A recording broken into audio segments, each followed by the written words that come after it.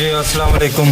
ये चिकन कढ़ाई बनाने लगा हूँ। पहले चिकन को ऑयल में थोड़ा फ्राई हो रहा है, उसके बाद फिर बाकी चीज़ें अलग से डलेंगी, चिकन निकाल लिया जाएगा, फिर बाद में चिकन दोबारा डलेगा, क्योंकि ज़्यादा अगर बनाओ तो बोटियाँ टूटने लगती हैं।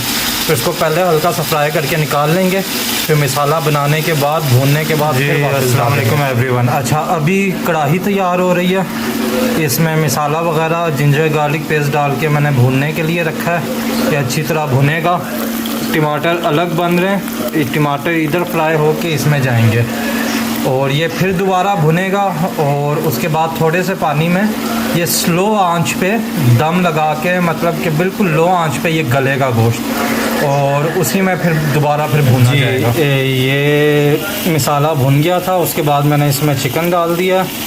अब ये भुना जाएगा और हल्का सा जो है इसमें पानी, और बाकी ये कि मसाले लाइट रखें इसमें भी। और ये बेसिकली लाल मिर्च में नहीं, ये काली मिर्च में बनी है एवरीवन। अच्छा, ये जो है अब भुन रहा है, ठीक है, और ऑयल कम रखा है मैंने, स्पाइसेस लो रखी हैं, नॉर्मल माइल्ड, ज़्यादा लो भी नहीं बहुत ज़्यादा भी नहीं, लेकिन ये है कि ये अभी भुन रहा है। अब ये थोड़ी देर और भुनेगा, तकरीबन 15-20 मिनट, और उसके बाद ये गलने के लिए हल्का सा पानी लगा के गलने के लिए छोड़ दूंगा।